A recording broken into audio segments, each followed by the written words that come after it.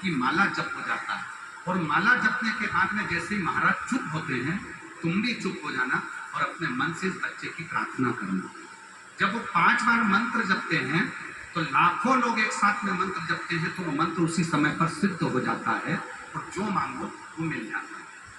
मेरी दीदी ने जैसा कहा, हम हमारे बच्चे को लेकर हैदराबाद की कथा में पत्नी और दीदी कथा सुनने के लिए पहुंच गए। तब महादेव की पूजा अर्चना चालू की। आपके कहने से रोज गुरुदेव 1 लोटा जल चढ़ाना प्रारंभ करा, मंदिर में झाड़ू पोछा लगाना चालू किया। फिर एक दिन सीहोर जाने का मन किया और सीहोर के लिए रवाना हुआ। वहाँ दीदी कहती थी कि सीहोर वाला बाबा सीहोर में कम मिलता है, पर हमने भोलेनाथ जी को जल ही इसलिए चढ़ाया था कि जब हम सीहोर जाएं तो सीहोर वाला बाबा मिल जाए। गुरु जी, वहाँ आपके दर्शन हुए, आपने मेरे बेटे को हाथ पकड़कर देखा तो मेरा बेटा जमीन पर सोया था, चल नहीं रहा था। मेरे बेटे को आपने खड़ा करा और आपने हाथ से खड़ा करा, फिर भी मेरा बेटा चल नहीं पाया। तब आपने हमसे कहा, चिंता मत करना, कंकर शंकर की भूमि से कंकर लेकर चली जा और रुद्राक्ष लेकर चली जा। एक दिन कथा के पंडाल में तेरा बेटा चलकर आएगा। आज मेरा बेटा चलकर आया है, मैं बाबा को प्रणाम करने के लिए। गुरु जी, आपकी कृपा से आपने बोला था कि ये बच्चा चलने लगेगा और हम सीहोर से रुद्राक्ष लाए और कंकर लिए आए। रोज वो रुद्राक्ष का जल महादेव को चढ़ाने लगे, थोड़ा सा जल लाके बेटे को लगाने लगे। आपको बताते हुए बहुत खुशी हो रही है गुरुदेव कि मेरा बेटा 6 साल से जो चलता नहीं था और आज वो चलने लगा है और आपकी और महादेव की कृपा से वो बोलने भी लगा है। यही प्रार्थना लेकर हम बाबा को नमन करने के लिए आए हैं। ये मेरे बेटे का फोटो है, बेटे का फोटो देख सकते हैं। अगर आए हो तो अपने बेटे को लेकर आ सकते। और जो जैसी भावना वो वैसा ही कर पाया, नहीं खाली उसे लौटाया, वो मन हर्षाया और कर दिया माला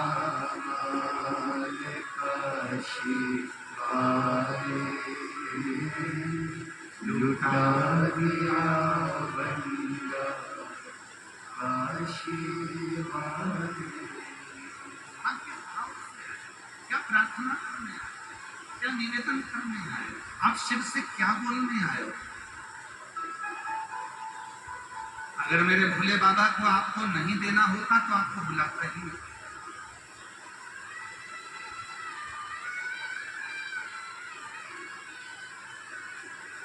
कई लोग ऐसे हैं जो तैयार होकर बैठे थे कि हम कथा में जाएंगे,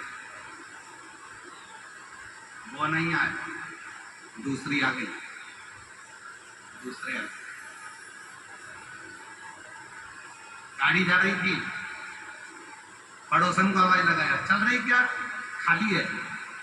क्यों, तुम तो कह रही थी गाड़ी भरी हुई है। हाँ, सब जा रहे थे पर सबका कैंसिल हो गया, तू चल रही? हाँ, अब भी आई। और उसने तुरंत पाटी पार के तुरंत झोला उठा के कथा में बैठ गई। और कथा में बैठने के बाद गाड़ी में बैठकर सीधे कथा में आ गई। आने वाले थे 4 दूसरे और आ गई ये। समझ लेना मेरे भोले बाबा को अभी उनको देना नहीं था इसलिए बुलाया नहीं, तुझे देना था इसलिए हाथ पकड़ कर यहाँ बुलाया। तो देना था तुझको।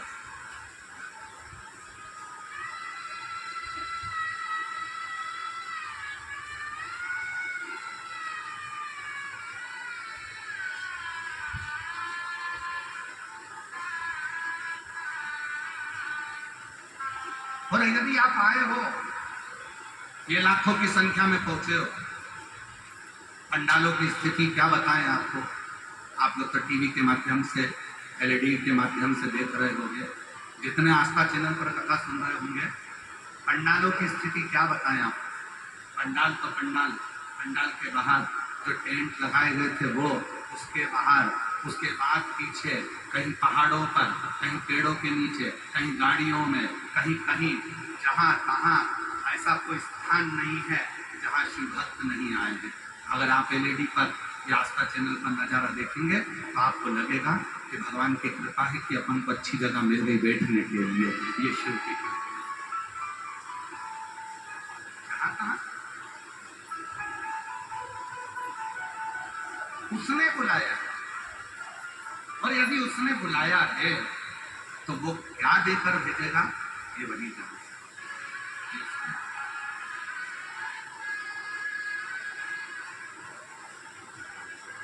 पानी कितना जरूरी है प्यास लगने पर मालूम पड़ता है।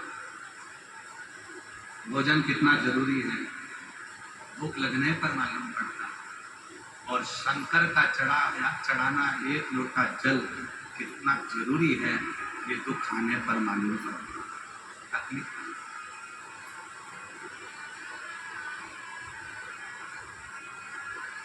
आएगा जब समय ये तो समय, तो क्षण, तो पल, तो घड़ी। कल हमारे राजेंद्र आनंद राव जी पाटिल साहब से बात चल रही थी,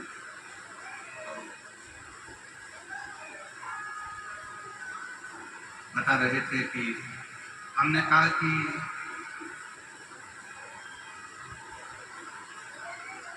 आप लोग पंडाल के नज़ारे देखिए जरा, टीवी पर, आस्था चैनल पर वगैरह, रेडियो पर भक्तों की भीड़ का नज़ारा देखिए कि ये शिव भक्तों का कुंभ कहाँ से है। और गांव इतना अंदर के 700 लोगों की बस्ती है इस गांव में, 40-50 मकान है इस गांव में, और बाबा की कृपा से 7 लाख से भी ज्यादा शिव भक्त आज छठे दिन कथा में आकर बैठे। शिव भक्त तो श्री राजेंद्र आनंद राव पाटिल जी से हम कह रहे थे कि दुर्नाल गांव में कथा चल रही है तो आसपास के गांव के बहुत लोग कथा श्रवण करने के लिए, बहुत सारे लोग। तो राजेंद्र आनंद राव पाटिल जी कह रहे थे गुरुजी केवल हमारे आसपास के लोग ही नहीं, कर्नाटक, उड़ीसा, बहुत दूर दूर के भक्त 500 किलोमीटर दूर से, 400 किलोमीटर दूर से केवल बाबा की कथा सुनने के लिए। कल बता रहे थे कि गुरुजी जिनके घर में खुद नौकर लगे होंगे,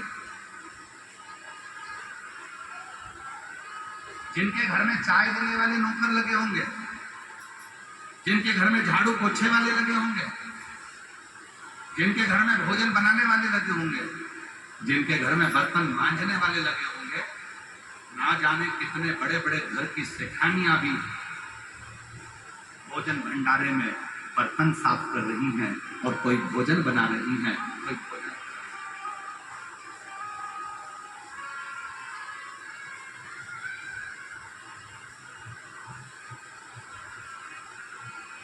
और महाराष्ट्र के मालेगांव की एक टीम है, क्या नाम है उनका, देवीदास पाटिल जी, राजन पाटिल जी, आप मिले होंगे,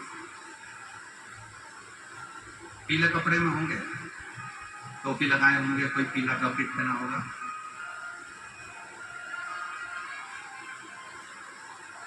एक बार बच्चे के लिए ताली बजाइए, जो बच्चा पलंग से नहीं उठ पाता था, कभी चल नहीं पाता था, 6 साल का बच्चा कभी पलंग से नहीं उठा, गंदगी भी पलंग पर करता था, जिसके पांव नहीं चलते थे, आज वो खुद चलकर आया है। एक बार जोरदार ताली बजाएं साधु।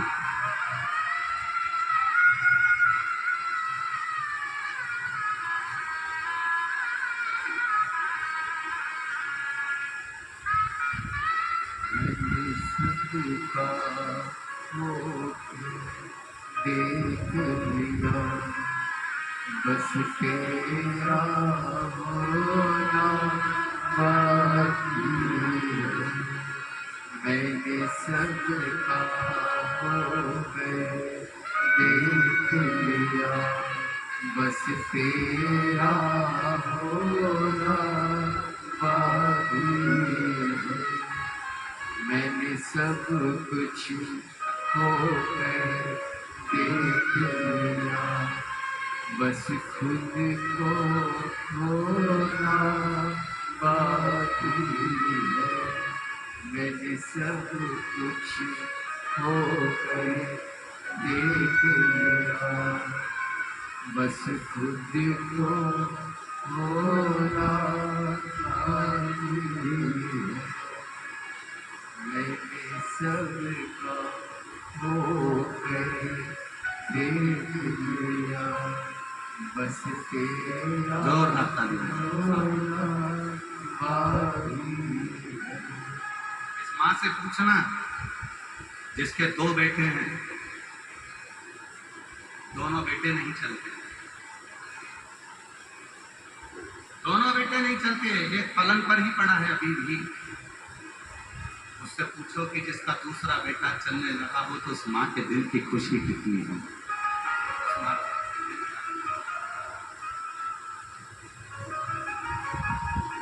लोग पूछते हैं सीवर वाला बाबा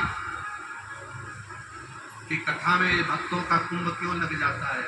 हमको भी नहीं मालूम कि क्यों लग जाता है, पर इतना जरूर है कि आप लोग जब बाबा के पास विश्वास लेकर आते हो तो वो सीहोर वाला बाबा क्या, कुबेरेश्वर महादेव, काल अधिपति महाकाल खुद करुणा करना प्रारंभ कर देता है।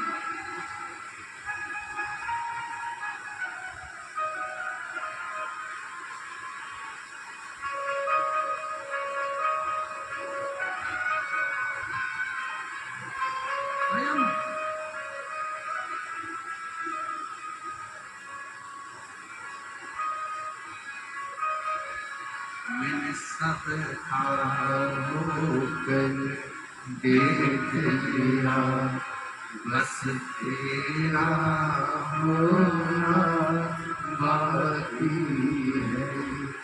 मैंने सबका होकर देख लिया, बस तेरा होना बाकी है। मैंने सब कुछ होकर देख लिया, बस आपा होना बाकी है। हम उसके आश्रित, हम उसके आश्रित क्यों हैं?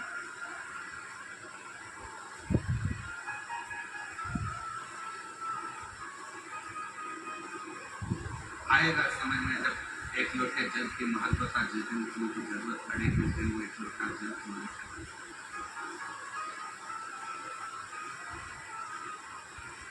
आएगा एक दिन समझ में कि वो एक लोटा जल कितना जरूरी है। और मेरी जीतियों,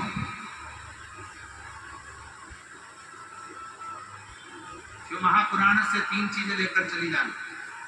एक नियम, एक लोटा जल चढ़ाने का अपने घर के मंदिर में या अपने घर के नजदीक में शिवालय। दूसरा, सुबह शाम दोपहर में कभी भी अपने मुख से श्री शिवाय नमस्ते बोलो, बोलो सब बोलो, श्री शिवाय नमस्ते। दूसरा लेकर जाना अपने मुख से श्री शिवाय नमस्तुभ्यम बोलना। और तीसरा लेकर जाना, भगवान से प्रार्थना कर कर जाना कि कभी योग लगे तो हमारे क्षेत्र में शिव पुराण की कथा हो और कुबेरेश्वर बाबा आए और हम उस कथा को सुनने के लिए इंतजार करें और कथा की महिमा प्रतीक्षा बहुत जरूरी है। आपके नजदीक में शिरडी लगा हुआ है,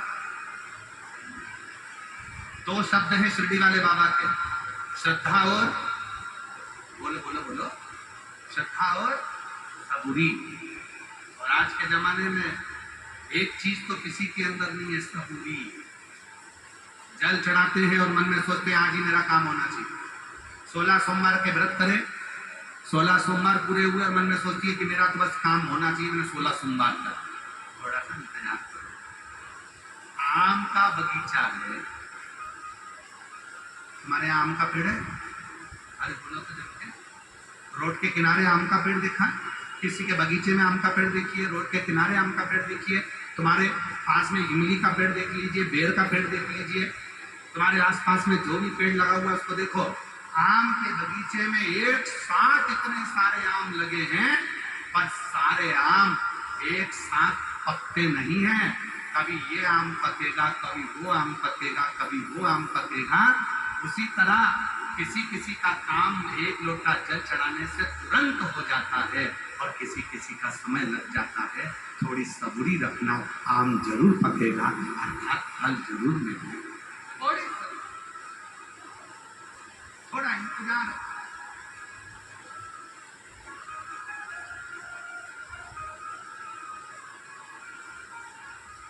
उसका इंतजार।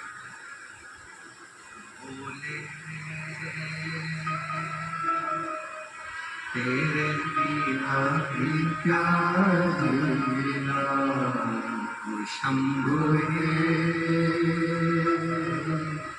तेरे बिना भी क्या जीना। फूलों की कलियों में, काशी काशी की गलियों में, फूलों की कलियों में, काशी की गलियों में, तेरे बिना कुछ कहीं ना, तेरे बिना भी क्या जीना, तेरे बिना भी क्या जीना। खुशबुए तेरे बिना भी क्या प्रतीक्षा करो, थोड़ी सबूरी रखो।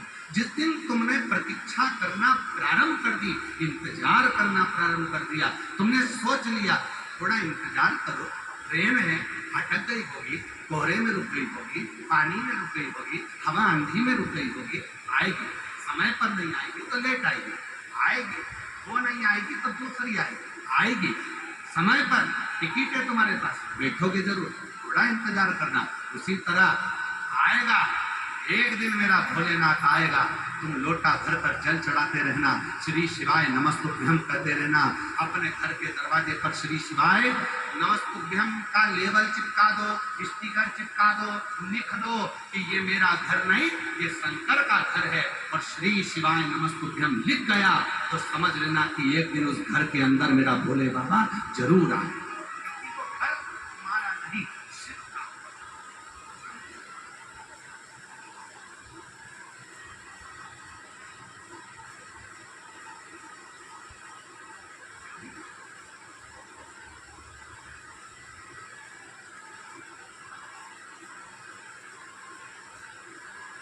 एक बार भगवान देवकी के महादेव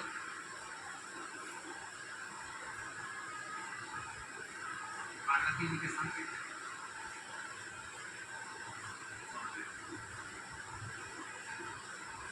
अपने भक्त को देखकर मुस्कुराए।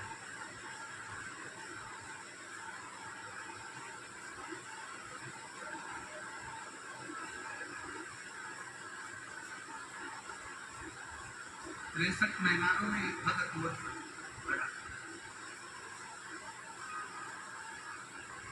फिर ज्ञान समंदर,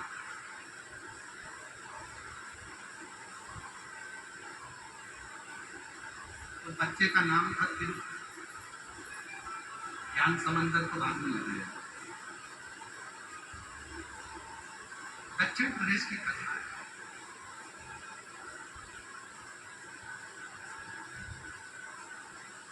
फिर ज्ञान समंदर का छोटा सा स्वरूप का बालक था, बच्चा छोटी सी अवस्था, और उसके जो पिताजी शिव जी के परम, भगवान शंकर के परम,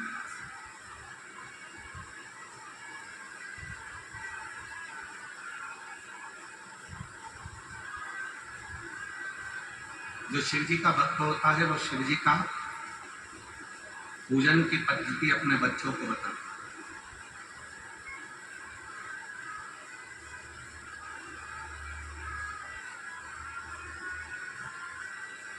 तुम्हारे पति तुमको नाक की नथनी दिला दे, बड़ी सुंदर सी, तुम सिर पे पल्लू लेकर जाओ, 25 जगह जाकर अपनी नथनी को घुमाओ, कोई पूछे तो कि मेरे पति ने दिला।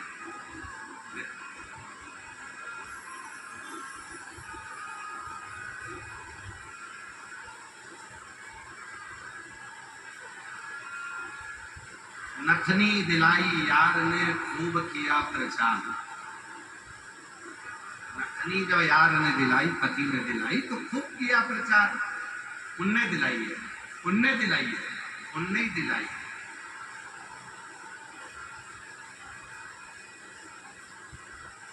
और नाक ही नहीं देता करतार तो क्या करता यार?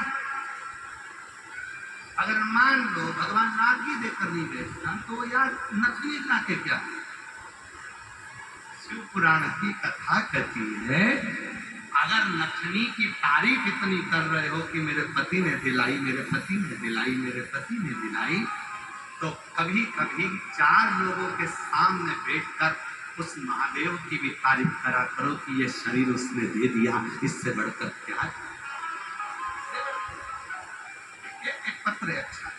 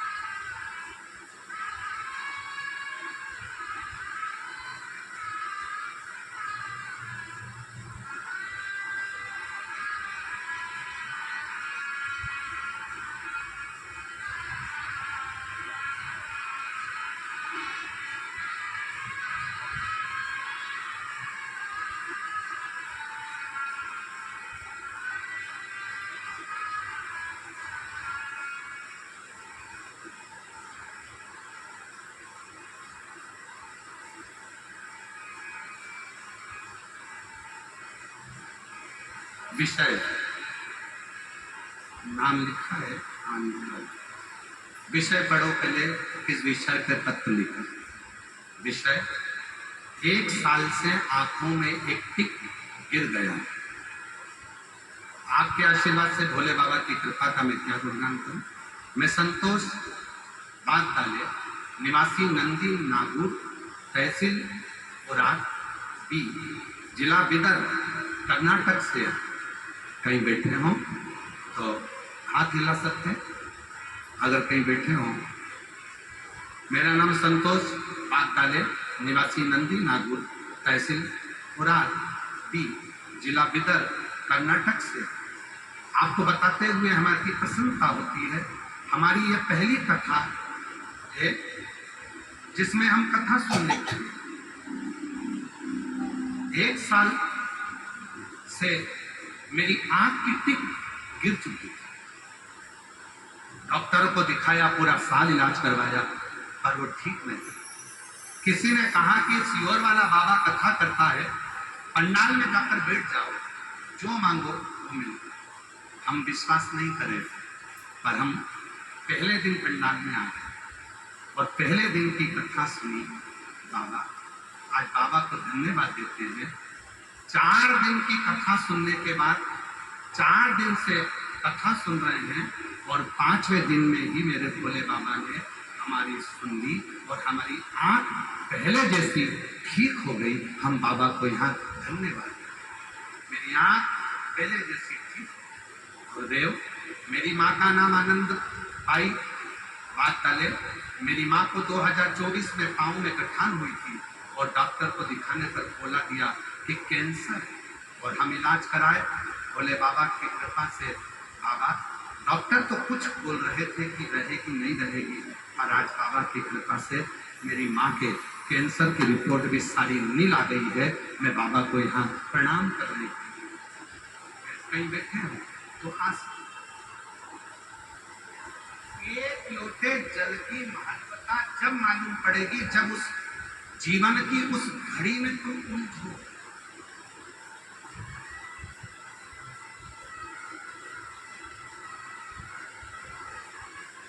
ये शिव महापुराण की कथा आप सुन रहे हो, कब मिलेगा फल इसका? कब मिलेगा? जब आप, कई लोग तो प्रैक्टिकल करने के लिए आते हैं तो 4 दिन में अपनी आंख भी ठीक करके चले जाते। कब मिलेगा फल? जब तुम घर जाकर भगवान पर एक लोटा जल चढ़ाना प्रारंभ कर दोगे और शिव पर भरोसा करना प्रारंभ कर दोगे, थोड़ी सी श्रद्धा, थोड़ी सी सबूरी, थोड़ा इंतजार करोगे, प्रतीक्षा करोगे, एक दिन मेरा भोलेनाथ तुम्हारे दुख को मिटा कर चले जाएगा और तुम्हारी जीवन खुशी हो सकेगा। थोड़ा इंतजार। भगवान देवती महादेव माता पार्वती जी के साथ बैठकर हंस रहा है, मुस्कुरा, अपने भक्त को देखकर, अपने भक्त को देखकर मेरे महादेव जी मुस्कुरा रहे हैं, उनको प्रसन्नता हो रही है। अपने भक्त को देखकर उनके चेहरे पर प्रसन्नता है। तो माँ जगज्जननी जगदम्बा अम्बा पार्वती जी ने पूछा कि तुम इतना मुस्कुरा क्यों रहे हो, क्या बात है? उन्होंने कहा मेरा भगत है, एक तिरुप के पिता मेरे भगत है, शंकर मुझे पूछते हैं, मेरा भजन करते हैं, उसके पिताजी दिन रात मुझे भजते हैं, दिन रात मेरा भजन करते हैं, तो फिर हंस क्यों रहे हो? कि अभी तुझे लीला दिखाता हूँ। आज तिरुप के पिताजी ने तिरुप को साथ में लिया, जिसकी उम्र मात्र उम्र 2.5 वर्ष की थी, और 2.5 वर्ष के बच्चे को लेकर शिवालय पहुंच गए, शंकर के मंदिर पहुंच। बच्चे को बिठाया बाहर, तिरुप बैठे थे बाहर और तिरुप के पिता बैठे थे मंदिर के अंदर।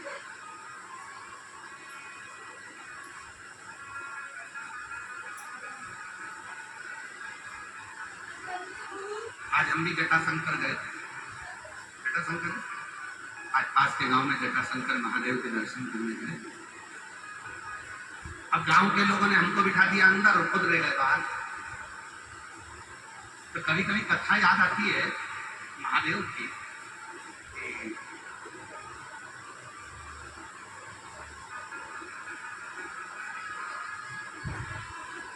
शिव जी अंदर, सीवर वाला बाबा अंदर,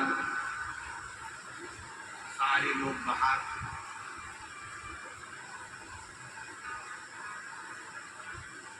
सब बाहर। अब शिव जी पे जल चढ़ाओ, उसके पहले ही उनका जो बेलपत्र था नीचे दे दो, जल चढ़ाने से पहले। आप पूछना वहां के जो महाराज जी बैठते थे पूजन कराने वाले, आप उनसे पूछना। जल चढ़ाने से पहले ही बेलपत्र गिर रहा था, फूल गिर रहे थे, तो महाराज जी बार बार उसको संभाल रहे थे। फिर जल चढ़ाना प्रारंभ।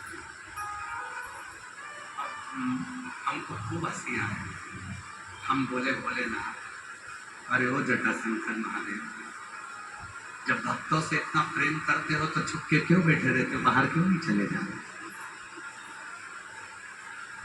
हमको मालूम है तुम ये सब चीजें क्यों गिरा रहे हो, क्योंकि तुम्हारे सारे भक्त बाहर खड़े हैं, मंदिर छोटा है, सारे भक्त बाहर, तुम अंदर, इसलिए तुम धीरे धीरे उनको झांक रहे। जब कोई झांकता है तो ही सामान मिलता है। जब इतना प्रेम करते हो तो जाते क्यों नहीं?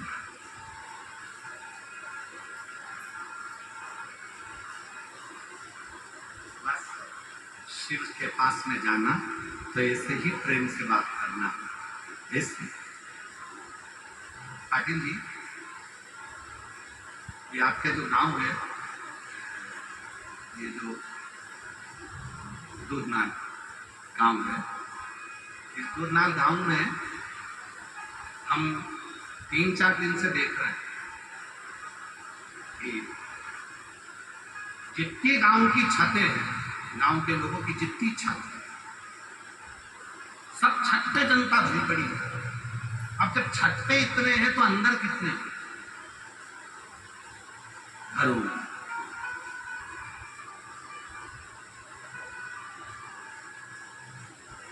और मैं दूधनाल गांव के सभी शिव भक्तों को नमन करता हूं। दूधनाल गांव के एक एक बच्चे बच्चे को मैं नमन करता हूं, जिन्होंने अपना काम बंद कर कर 7 दिन रसोई घर की सेवा, पंडाल की सेवा, पार्किंग की सेवा व्यवस्थाओं में इन्होंने अपना हाथ भी नहीं दिया।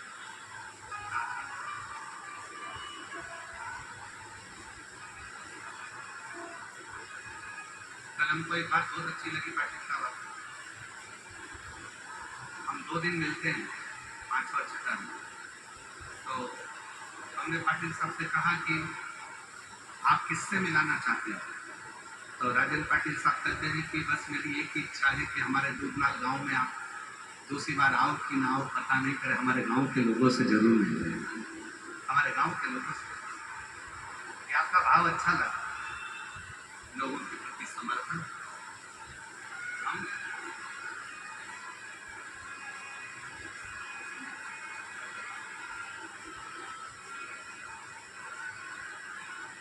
एक लोटे जल की महत्वता को जिसने जाना वो इस कथा को सुने। तिरु अपने पिता के कहने पर साथ में चल दिए। 1.5 साल 2 साल 2.5 साल का बच्चा मंदिर के बाहर बिठाया, पिताजी अंदर गए, मंदिर में सेवा करने लगे। पिताजी का ध्यान चले गया कि मेरे बेटा मेरे साथ में आया था, बाहर बैठा है, स्मरण नहीं, स्मरण नहीं। पूजन में लग गए,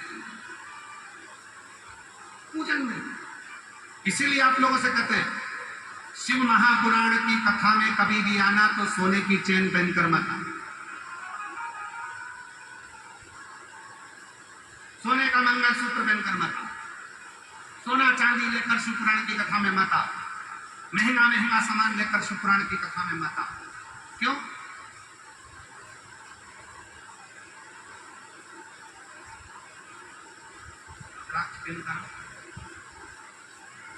सुंदरता होगी तो लुच्चों की नजर तुम पर हो, सोने की चेन गले में होगी तो चोर की नजर तुम पर होगी, और रुद्राक्ष गले में होगा तो महादेव की नजर तुम पर होगी। तुम पहनकर सोना चांदी आ गए और कथा में बार बार तुम्हारा मन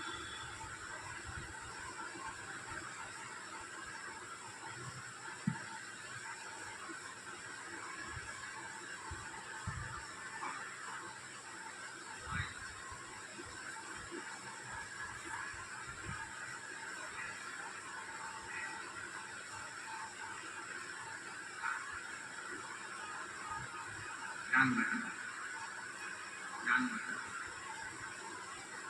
बार बार ध्यान रखना।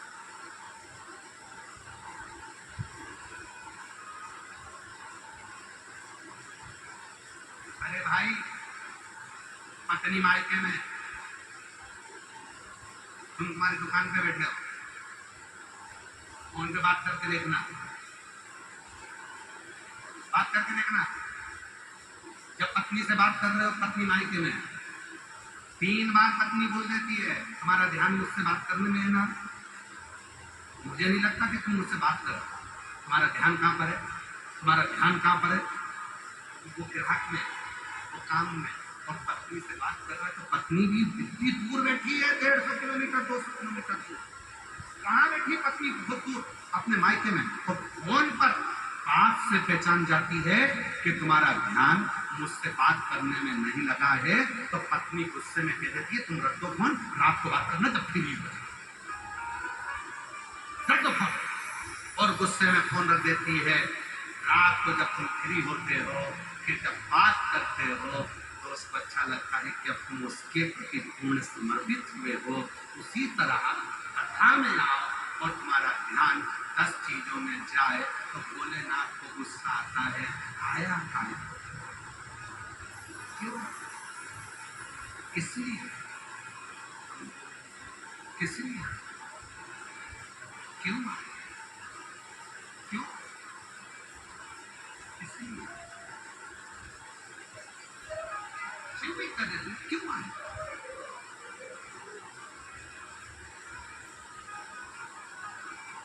श्वास लेकर विश्वास लेकर जब आए हो, कोई सोना चांदी नहीं, कोई हीरा पन्ना नहीं, ऐसा सामान लेकर मत आना कि तुम्हारी कोई वस्तु चोरी चली जाए। तुम खुद आना और भोलेनाथ को अपना दिल देकर चले जाना और कह देना कि अब तुम मेरे घर पर हो।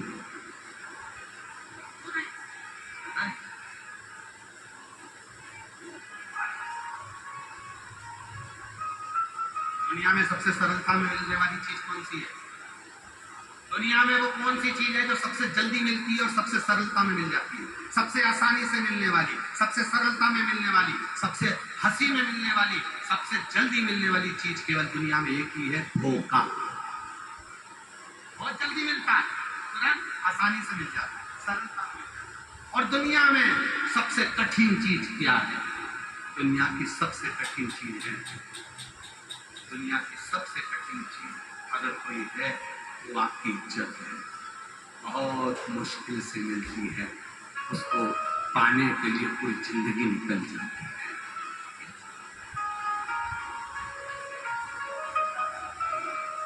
लोग कहते हैं 33 कोटि देवता और देव अधिदेव महादेव, दोनों में अंतर क्या?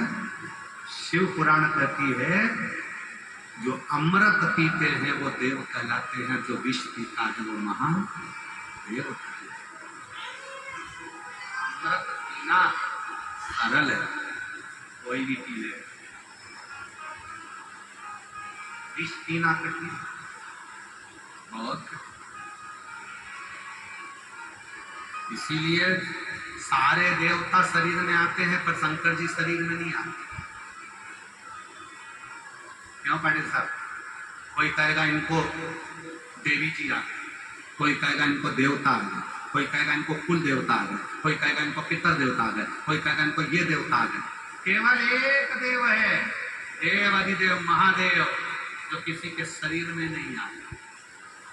और हम तो इंतजार में किसी को आए तो हम जहर पिला के देखें ओरिजिनल में आया था कि नहीं आया। बच जाए तो समझ लो आया था, नहीं बचा महादेव आए। आए तो हमको एक बोरी भरकर धतूरा चढ़ा दे उसके ऊपर, फिर देखिए शरीर में चुभ करना। महादेव है, वो शरीर में नहीं आता। महादेव है, वो शरीर में नहीं आता।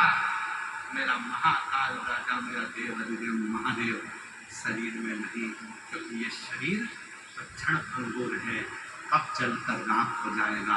उस शरीर में नहीं आता जो अटल सत्य है, आत्मा, जिसको शस्त्र नहीं काट सकता, अग्नि जला नहीं सकती, वायु सुखा नहीं सकती, पानी पीला नहीं कर सकता, उसको कोई शस्त्र छेदित नहीं कर सकता। इसलिए मेरा महादेव शरीर में नहीं आता। मेरा महादेव इस आत्मा में आकर बैठ जाता है, मन में आकर बैठ जाता है, चित्त में आकर बैठ जाता है, वो शरीर में नहीं आ सकता,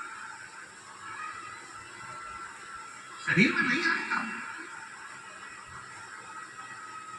और कोई तुमसे कह दे कि इनके शरीर में महादेव जी आते, शरीर में आ ही नहीं सकते। अमृत पीने वाला देवता कहलाता है, विष पीने वाला महादेव है। और क्यों महादेव का? क्योंकि उसने विष कंठ पर रखा है, उसके बाद भी अपने चेहरे से हंसी को समाप्त नहीं किया, अपने चेहरे से हंसी को नहीं जाने दिया, मुस्कुराहट को नहीं जाने, प्रसन्नता को नहीं जाने।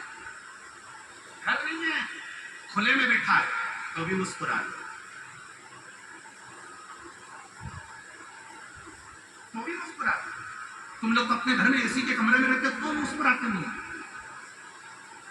तुम्हारे घर में कूलर लगा है तो भी तुम्हें मुस्कुराहट नहीं, खाने को अच्छा मिल रहा है तो भी मुस्कुराहट नहीं, बच्चे अच्छे हैं तो भी मुस्कुराहट नहीं है, पत्नी अच्छी है तो भी मुस्कुराहट नहीं है, पति अच्छा है तो भी मुस्कुराहट नहीं है, गाड़ी है घर में तो भी मुस्कुराते नहीं। और वो देव अधिदेव महादेव जिसके पास में कुछ भी नहीं है, वीराने में शमशान में आराम से कैलाश पर बैठे हैं और कुछ भी नहीं है, वो भी चेहरे की प्रसन्नता खत्म नहीं होगी। महाकाल महादेव प्रसन्नता में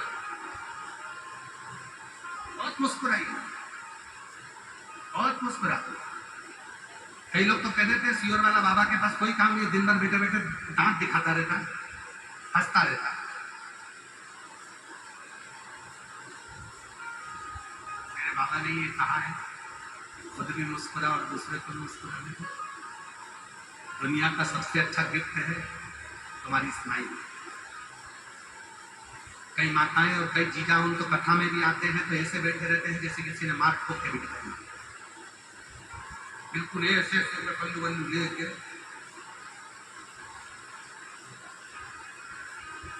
एकदम बंद। पूरी कथा हो जाए, उनके चेहरे पर कोई हंसी ना आए, मुस्कुराहट ना आए, सुधा तलाश केंद्र की तरह।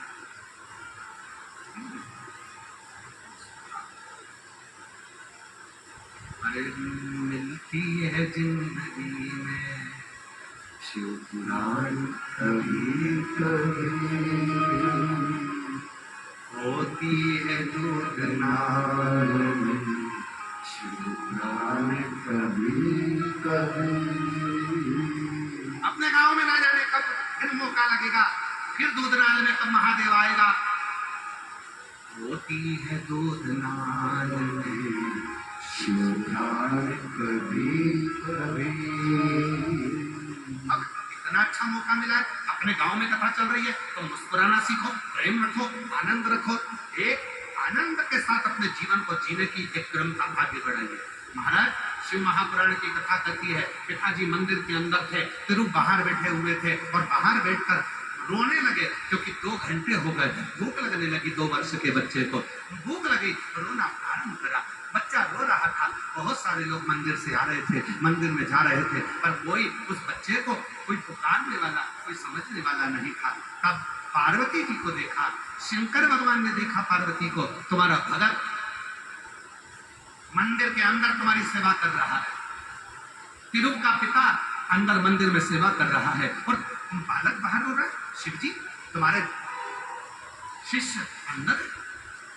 भगवान शंकर तो मुस्कुरा रहे थे और पार्वती जी ने सोने के कटोरे में दूध भर लिया और सोने के कटोरे में दूध भरकर माँ पार्वती जी एक बूढ़ी का रूप रखकर तुरंत तिरुप के पास में आ गई। और तिरुप के पास में जो माता पार्वती ने दूध पिलाया, शिव महापुराण की कथा कहती है, वो दूध नहीं था, ज्ञान का समंदर था। तब से उस बालक का नाम त्रिव ज्ञान समुंदर हो गया। 63 नैनारों में ऐसे नैनार हो गए जिनको माता पार्वती ने अपने हाथ से सोने के कटोरे से दूध पिलाया।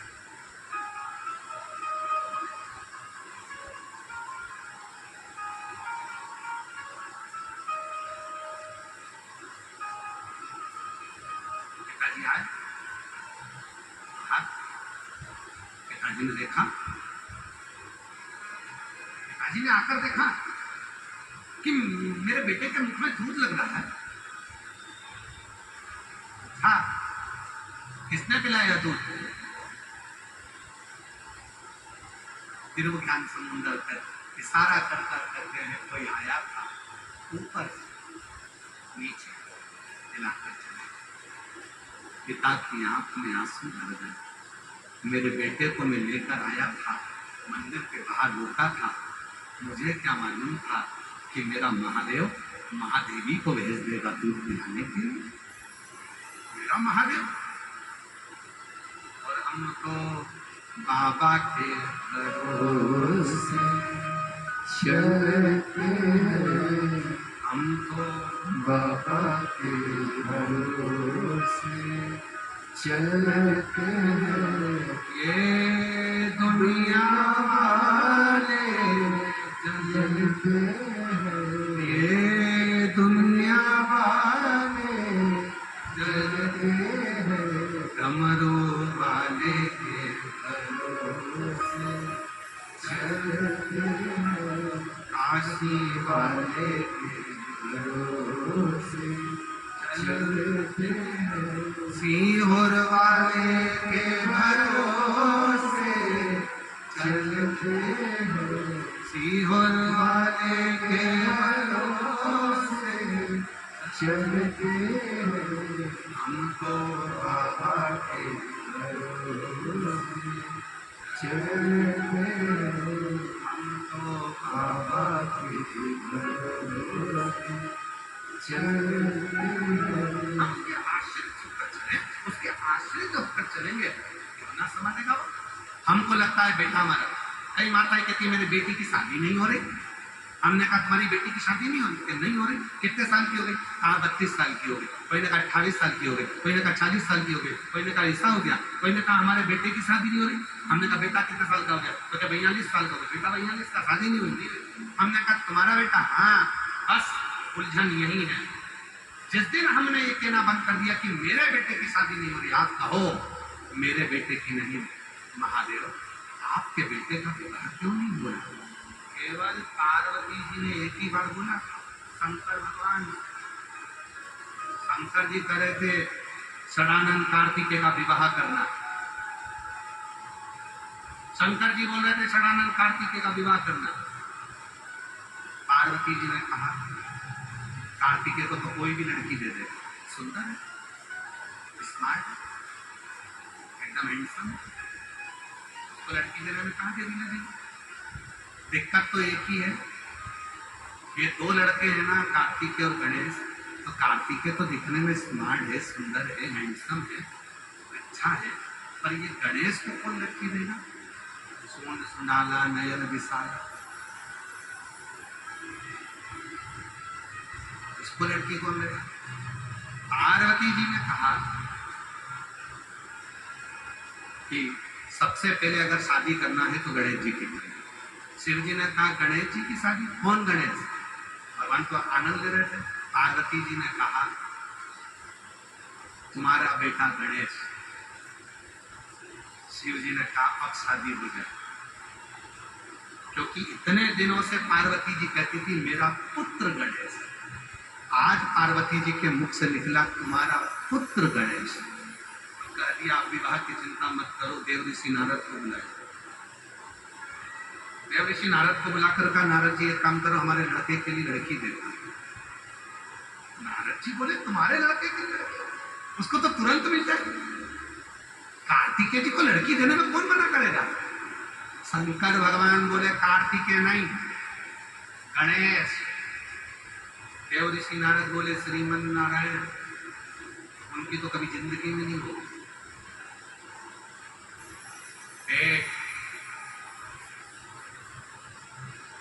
हाथी का मुख कौन अपनी लड़की देगा?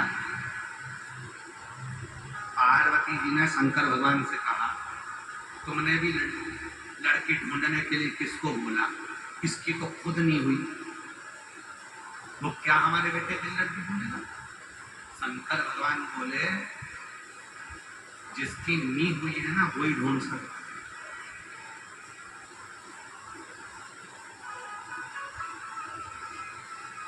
क्योंकि जिसकी नी हुई है ना उसी को मालूम रहता है किस किस के घर में कितनी लड़की है, क्योंकि वो अपने लिए ढूंढता रहता है। टेंशन वेंशन मत लो। देव ऋषि नारद चले प्रजापति विश्वरूप जी की हम पहुंच गए। विश्वरूप जी की लड़कियां। देव ऋषि नारद ने कहा विश्वरूपा जी क्या बात है? कहा मैं बहुत चिंता में हूं। किस बात की चिंता? मेरी बेटियों का विवाह। बेटियों का विवाह तो टेंशन क्या है? कहा मेरा मन है कि मेरी दोनों लड़कियों की शादी एक ही लड़के से। ठीक है, पर लड़का ऐसा होना चाहिए जो लगे ठाट से बैठे तो लगना चाहिए कि कोई सेठ बैठा है। इतने में देव ऋषि नारद जी बोले लड़का बिल्कुल ऐसा ही है, एक बार बैठ जाता है तो 10 दिन तक नहीं उठता। गणेश जी महाराज एक बार बैठते तो 10 दिन तक नहीं उठते। लड़का बिल्कुल ऐसा ही है, एक बार बैठ गया तो 10 दिन नहीं उठते। फिर कहा मेरी बेटियां बहुत धीमा बोलती हैं, लड़के के कान ऐसे हों कि वो मेरी बेटियों की बात सुने। इतने में नारद जी बोले कानों की तो पूछो ही मत।